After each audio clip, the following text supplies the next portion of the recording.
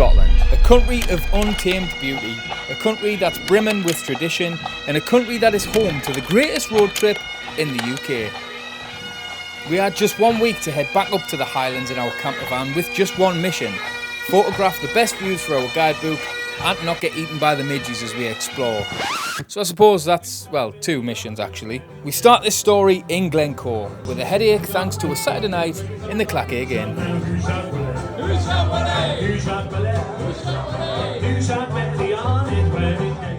Is there a better place to start your morning than here?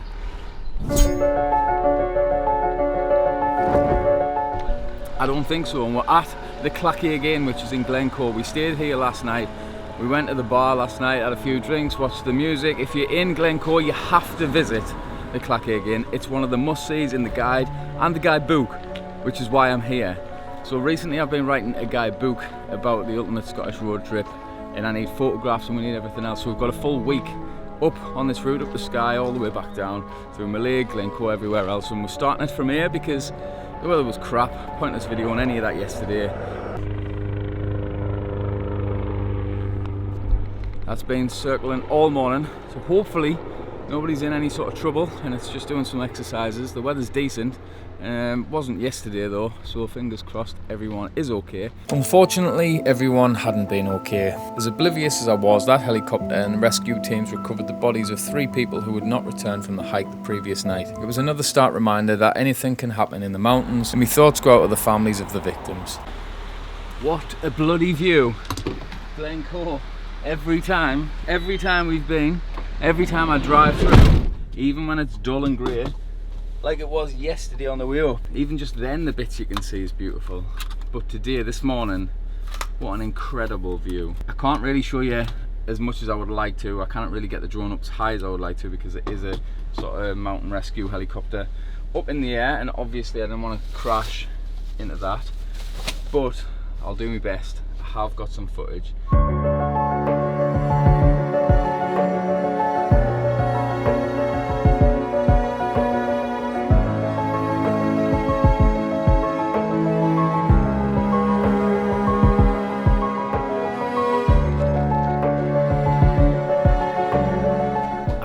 Glencoe Lochen now, which is, it's obviously a loch in Glencoe, but it's not really somewhere that you drive past, so it's kind of tucked away a little bit. It is on the route guides, but I suspect probably a lot of people haven't been here because it's not, it's on the main road. So we're going to show you what it looks like at Glencoe Lochen.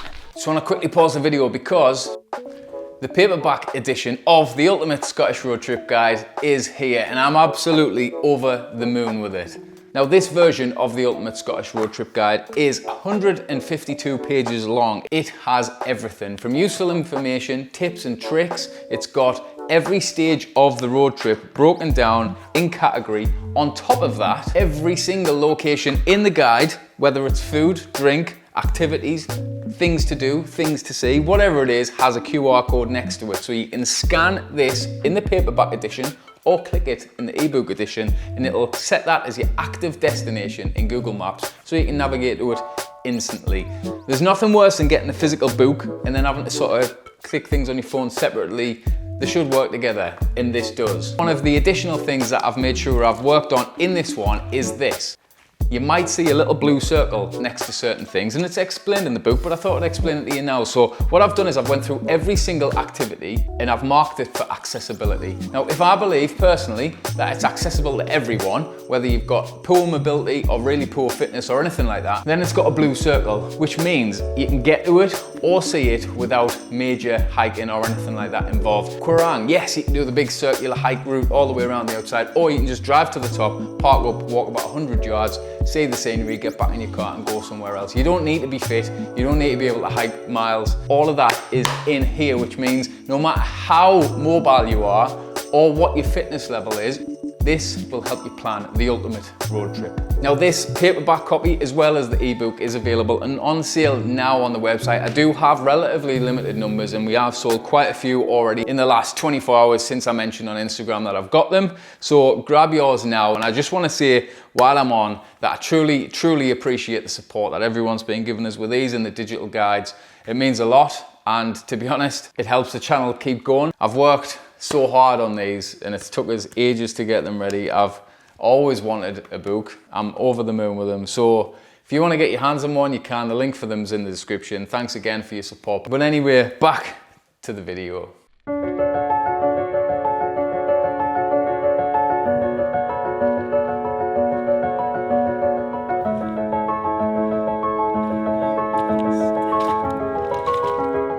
Lovely it is. I didn't bring the drone up but look at this.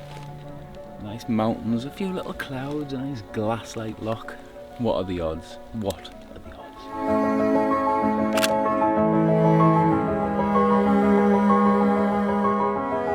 It's a nice little walk. It's only 1.5 miles around the loch, so it's not a big walk. There is longer walks if that's what you want to do.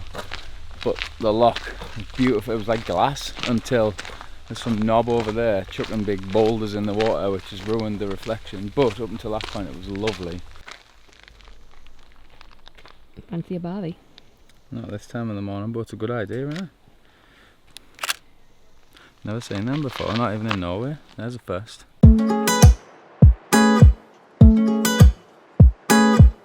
I thought we'd have a little talk in the comment section because there's obviously people that have already done this road trip before and loads of people that haven't done it before, and I would like for people to tell us what is your favourite part of this road trip. Is Glencoe as dramatic as Skye? Is Fort William even nice? What is the best mountain on this route to have climbed up or hiked up? Is there a better beach than Malig and Morar? Yes, I know obviously you've got Harris and like Muscantire and that, but on this route is there a better beach? I don't know, we'll have a little debate.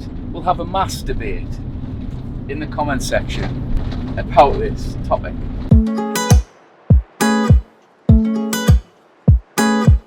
Where are you going? Why don't you want to do a walk? I can't be bothered. I wasn't mentally prepared. But why don't you want to do a walk? I wasn't mentally prepped. It's not about the preparation. What happened last night? I've got what? I had a couple too many drinks. I had about. You're nursing a what? What? You're nursing a what? A hangover? Slight headache. Could be attributed to many things, not a hangover specifically. You can't go hiking today, can you, darling? You know when you're like, you know when you're mentally prepped for a meander, a little stroll, maybe's a mile, if that. But and the signpost was 3 miles each way. I'm not in that mental frame of mind at this point in time, if I'm honest. So unless you're willing to piggyback us the whole way, then we're just going to have a little stroll, return to the van, have some dinner, and then go back to Fort William and see Neptune's staircase.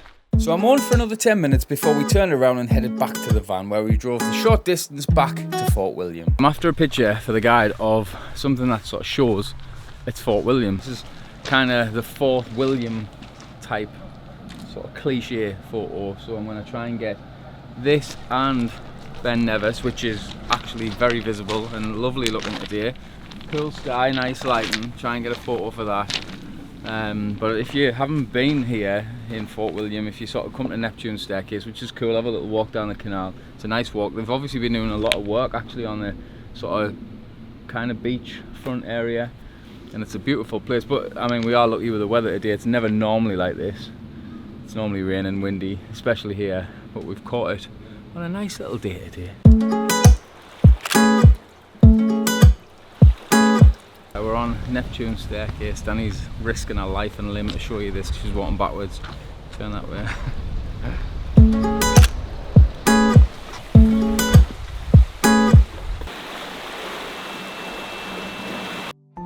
I gradually became more and more tired throughout the day thanks to the night at the Clackage Inn, so I didn't film much after Fort William, but we'd pushed on north and we arrived at Rattigan Pass viewpoint, which looks incredible on the drone footage, but in person the grass and bushes had grown that long that you couldn't actually see anything.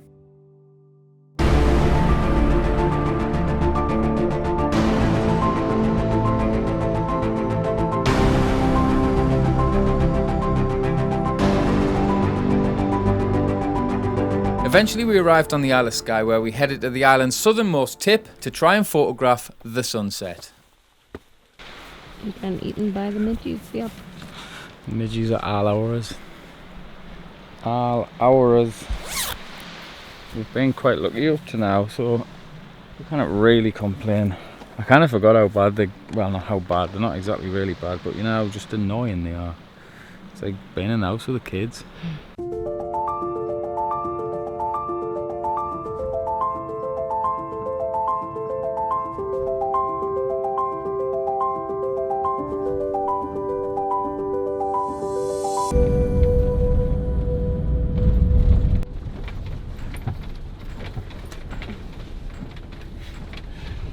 I did see the roads. I previously recorded a clip about how bad the roads are, and at the time they were actually fine for like about 100 meters, and they went back to the way they were previously now. So this is what the roads are like down here. Now I mentioned, and loads of people ask all the time, like, well, what about caravans, big motorhomes, what's it like?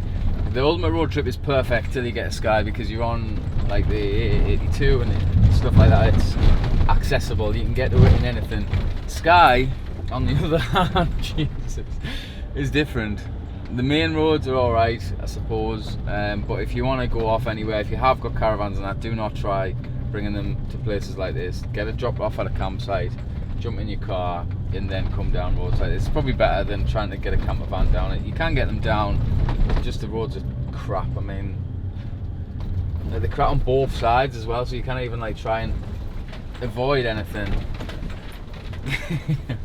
It's like that part of Ace Ventura where he's like bouncing about, but the road's not actually bad, but the roads are bad, so it's not like that. Are you going for a walk with a cow?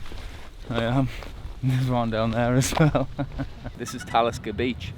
It's not quite the white sand beaches that you get in like Merlaig, Morar, but it's a very Skye looking beach. Ridiculously rugged. You got like a bit of a waterfall over there that isn't very strong.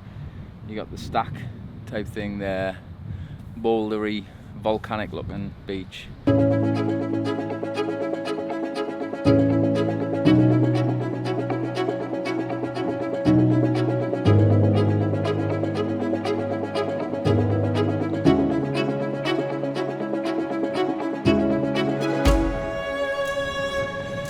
That, my good friends, was Talisker Bay. Better by drone than it is in person, but it's still nice. It's not really the beachy bit, not that it's really sand, it's just rocks. It's not that what you come here for, to be honest. It's the stacks, the cliffs, all of that. That is why you come to Talisker Bay, not for the black rocky beach, unless that's your thing. Which, if it is, then any place actually. I love this construction. Such a good idea. We're gonna put rocks on all the doors in the house. Sure, I just have big boulders stuck to the doors. If we put a big enough one on the kids' doors, we can have it that heavy that they can't actually get out. That'd be even better. I think that would be some type of abuse, babe, maybe. It's adult abuse when they give us shit.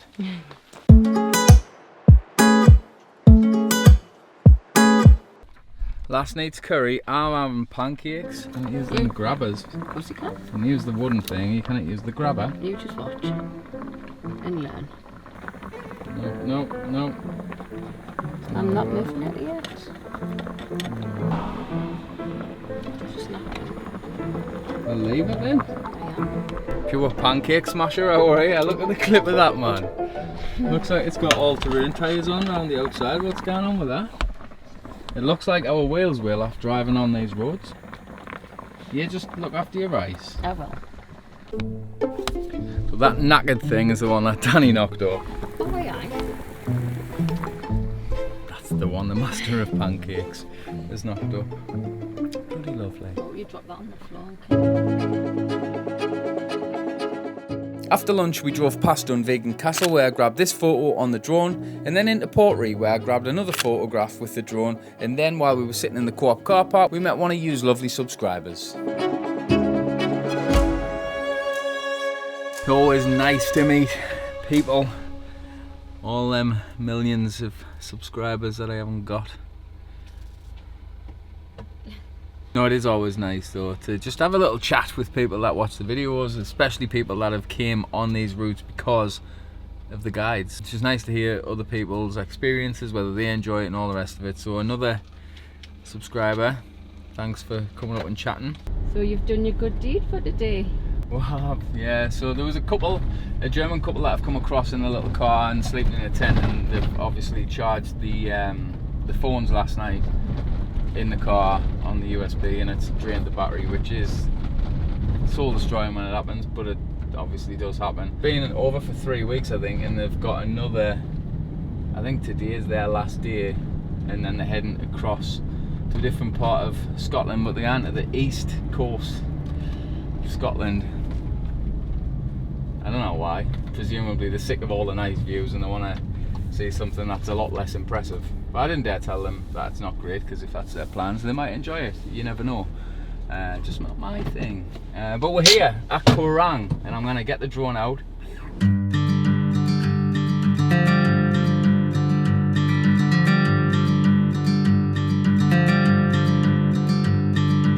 When you're up on Cairngorms, there's two different routes you can do. There's the easier one round the side, but there's also a loop that goes up and over the top. That's what we're going to do today. Last time we debated it, but the clouds were so low we wouldn't have seen out. Cairngorms is one of the few beautiful viewpoints you can get to and see and enjoy, even if you're not really mobile.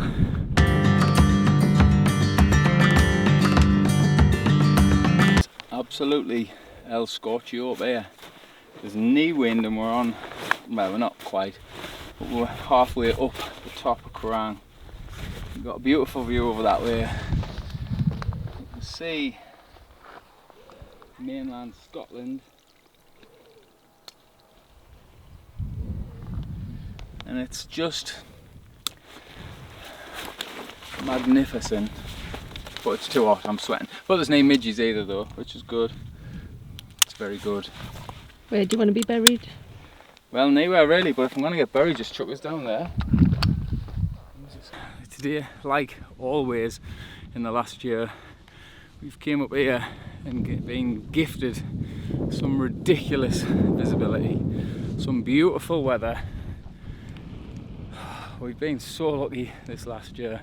There's no worse than climbing up summit and then the clouds come in or the mist and you can't see anything. But this year especially, it's not really happened to us, which is nice.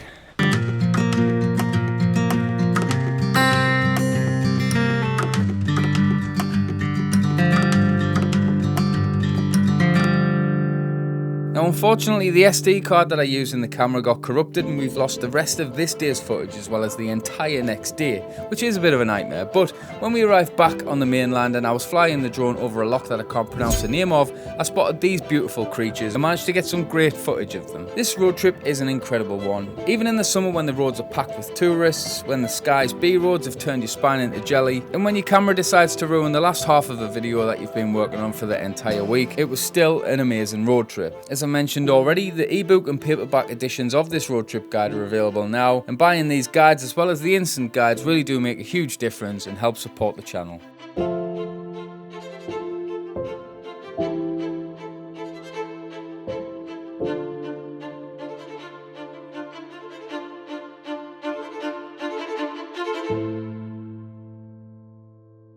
If you really want to support the channel and have the best road trip of your life, then make sure you pick up a copy of the Ultimate Scottish Road Trip book, whether that's paperback or ebook. If you'd rather a guide that's smaller and more of a quick access companion, then the instant guides are probably your perfect option. There are 6 individual guides covering different parts of Scotland, or you can get all 6 of them in one bundle pack. All the links are in the description. Don't forget to subscribe if you're not already. Thanks for watching, and we'll see you in the next one.